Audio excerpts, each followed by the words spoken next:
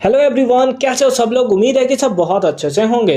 इस वीडियो में हम डिस्कस करने वाले हैं सेक्शन ए के क्वेश्चन नंबर 1 के 10th पार्ट के सॉल्यूशन के बारे में। अगर आपने इससे प्रीवियस वीडियो अभी तक नहीं देखा, साथ ही साथ आने वाले वीडियोस का सॉल्यूशन आप देखना चाहते हो तो कंप्लीट प्लेलिस्ट का लिंक मिलेगा आपको डिस्क्रिप्शन में, तो एक बार डिस्क्रिप्शन आप जरूर चेक कर लोगे। क्वेश्चन नंबर 10 क्या है? The three vertices of a scalene triangle are always equidistance from a fixed point. The point is, यानी कि एक हमारे पास स्केलेन ट्राइंगल हमें गिवन है, ठीक है।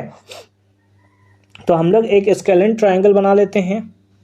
ये सपोज करते हैं हमारा क्या है, स्केलेन ट्राइंगल है, ठीक है।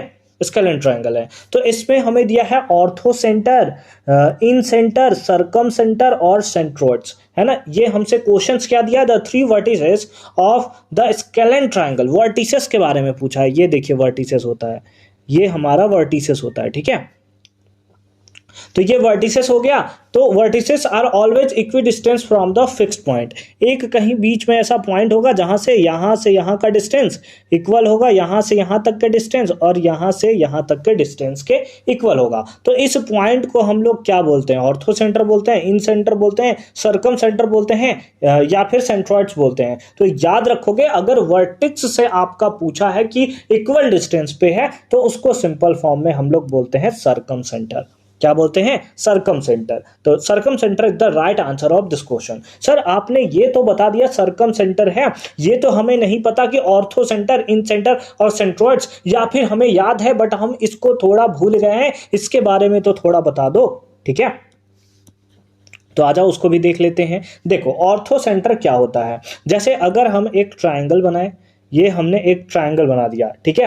तो ऑर्थो सेंटर के केस में क्या होगा कि ये जो लाइन आएगा ना, ये यहां पर परपेंडिकुलर एंगल का फॉर्मेशन होगा, यानी 90 डिग्री का फॉर्मेशन करेगा। सेम केस यहां पर ये कितना बनाएगा? 90 डिग्री बनाएगा, और ये वाला यहां पर कितना बनाएगा? 90 डिग्री बनाएगा, है ना। ये हालांकि कट करेगा ही एक पॉइंट पे, बट ये क्या है कि इक्वल डिस्टेंस पे नहीं देखने को मिलेगा। कि अगर यहां पर लेट अस सपोज यहां पर कोई एक पॉइंट है जहां से ये कट किया ना, तो ये इक्वल डिस्टेंस आपको देखने को नहीं मिलेगा। ये क्या करता है कि सिंपल फॉर्म में ये साइड्स के ऊपर, अपने अपोजिट साइड्स के ऊपर क्या होता है, जब परपेंडिकुलर हम लोग ड्रॉ करते हैं, है ना, तो वो अपोजिट साइड के ऊपर परपेंडिकुलर होता है। सिंपल फॉर्म में आप ये समझ सकते हो। ये होता है ऑर्थो सेंटर।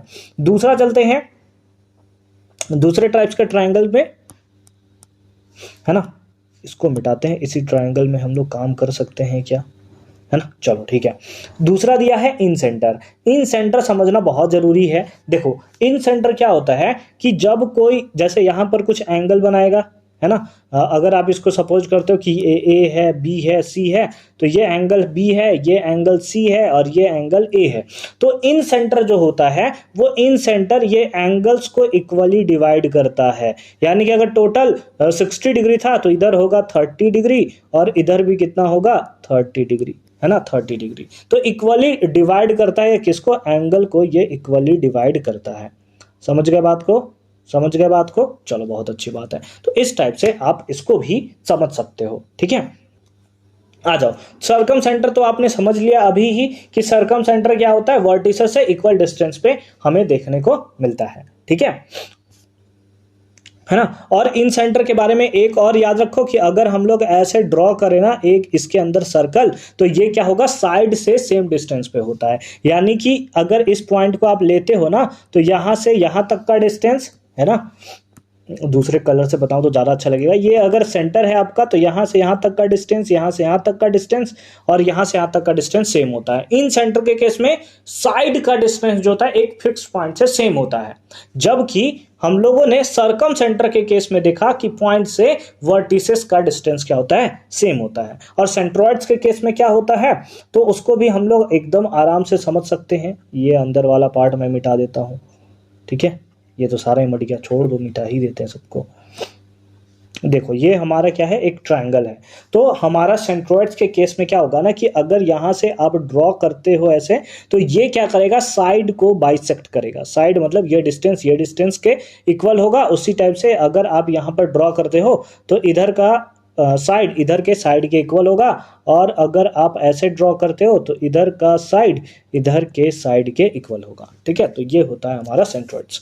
आई होप कि सारा का सारा पार्ट आपको अच्छे तरीके से समझ में आया होगा कि कैसे हमने इसका सॉल्यूशन किया है। मिलते हैं आपसे अगली वीडियो में क्वेश्चन नंबर 11 के सॉल्यूशन के साथ। तब तक के लिए अच्छे से पढ़ाई करते रहिए। All the very best for your upcoming examination.